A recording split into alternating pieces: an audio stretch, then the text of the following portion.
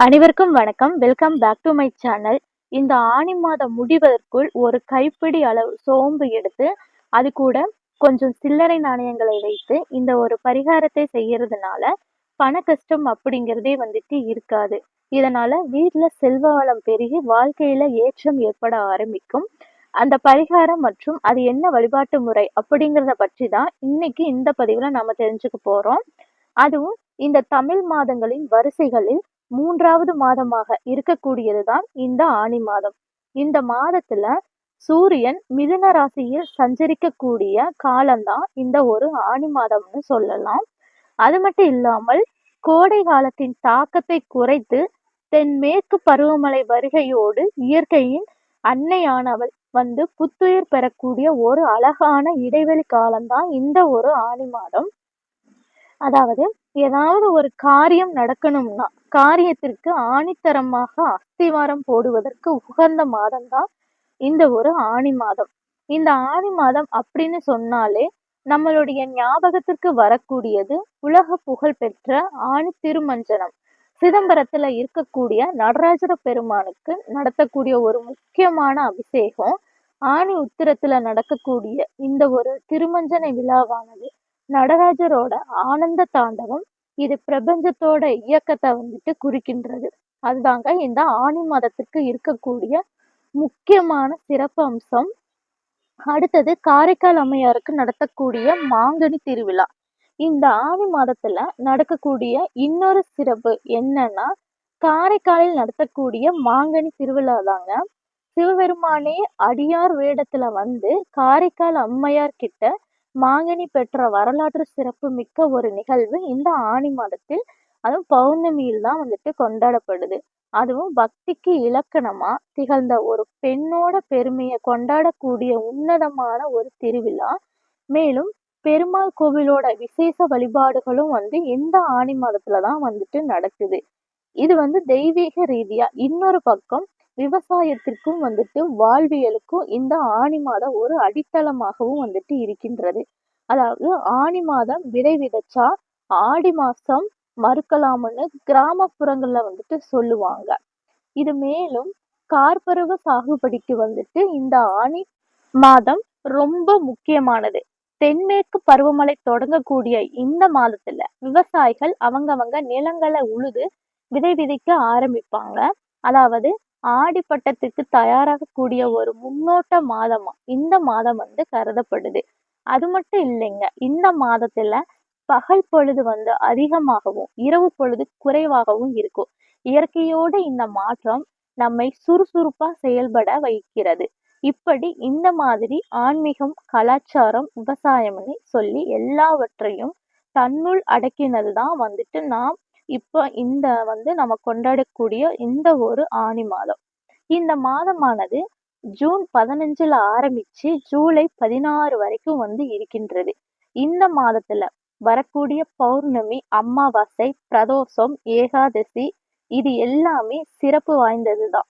குறிப்பா பிரதோஷ நேரத்துல சிவபெருமான வழிபடுவது மூலியமா பாவங்கள் நீங்கி குடும்பத்துல மகிழ்ச்சி அதிகரிக்கும்.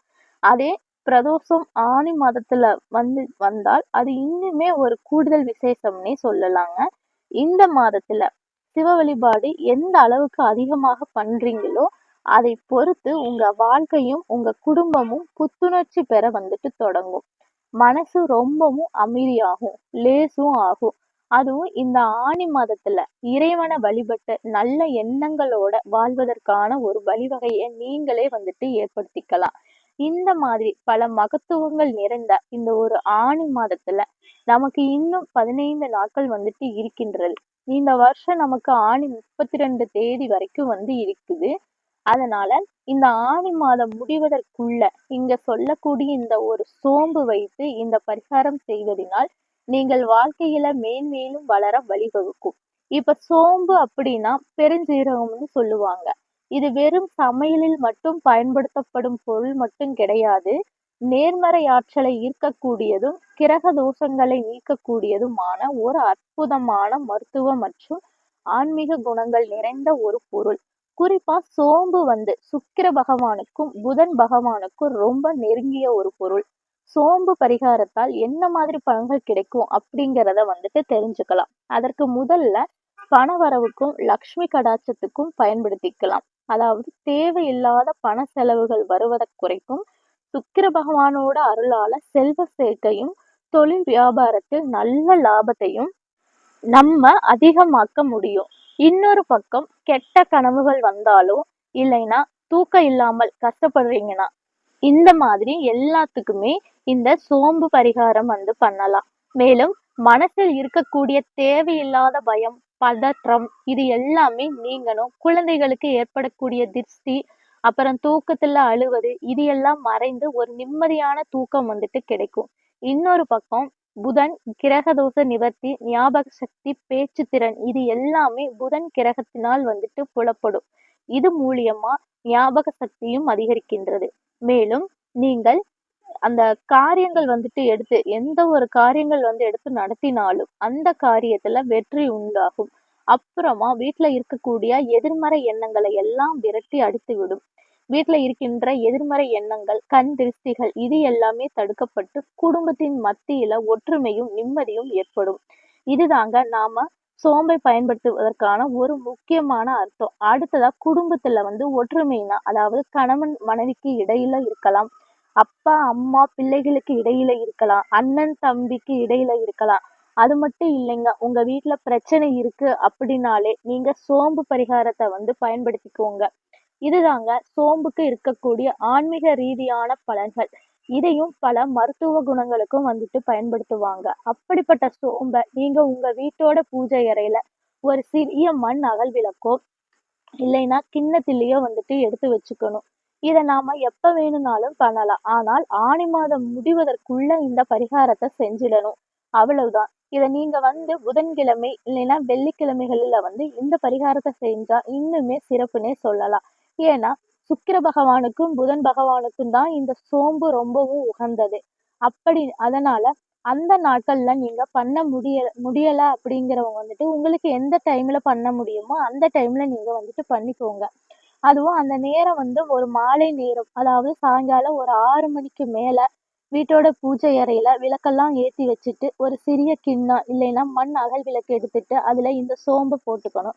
அதற்கு மேல ஒரே ஒரு சில்லறை நாணயத்தை வச்சிடணும். அதற்கு பிறகு உங்களோட குலதெய்வத்துல ஆரம்பிச்சு இஷ்ட தெய்வம் வரைக்கும் எல்லா கடவுளையும் மனசார பிரார்த்தனை பண்ணிக்கோங்க. அதற்கு பிறகு புத்திக்கு அரகனாக இருக்கக்கூடிய புதன் பகவானையும் ராஜ யோகத்தையும் அள்ளித்தரக்கூடிய சுக்கிர பகவானையும் சேர்த்து வணங்கி புத்தி கூர்மை அதிகமாகும்னு புதன் பகவானையும் வேண்டிக்கணும். அப்புறமா தொழில் வியாபாரத்தில் உயர்வு ஏற்படணும் அப்படிங்கிறதுக்கு சுக்கிர பகவானையும் பிரார்த்தனை பண்ணிக்கணும். இதை பூஜை அறையில அப்படியே வச்சுட்டு நீங்க இரவு தூங்க போறதுக்கு முன்னாடி ஒரு பச்சை நிற துணி எடுத்துக்கிட்டு, ஏன்னா புதன் பகவானுக்கு உகந்த நிறம் பச்சை நிறம், அதனால அந்த பச்சை நிற துணியில இந்த 2 பொருட்களையும் மூட்டையா கட்டி உங்க வீட்டோட தென்மேற்கு மூலையில, அதாவது கன்னி மூலை, குபேர மூலைன்னு சொல்லிக்கிட்டே போகலாம், அந்த இடத்துல பீரோ, பணப்பெட்டி இப்படி இந்த மாதிரி இடத்துல எல்லாம் வச்சுக்கலாம். அந்த இடத்துல நீங்க வெள்ளி புதன்கிழமைகளில் தீப தூபம் காட்டி வழிபடலாம். இதை ரொம்பவும் ஒரு தூய்மையாக சுத்தமாக இருந்து செய்யணும். இதனை நீங்க இப்படி வைக்கிறதுனால அனைத்து விதமான சகல சௌபாக்கியங்களும் நடக்க ஆரம்பிக்கும். இந்த நாணயமானது லக்ஷ்மி குபேரருக்கான அடையாளம். இதை நீங்க 6 மாதத்திற்கு ஒரு முறை அந்த சோம்ப தண்ணீர்ல விட்டுட்டு திரும்ப இதே போல செஞ்சு வழிபடலாம். நல்ல ஒரு முன்னேற்றமும் ஏற்படும். மீண்டும் வேறொரு பதிவில் சந்திக்கும் வரை நன்றி, வணக்கம்.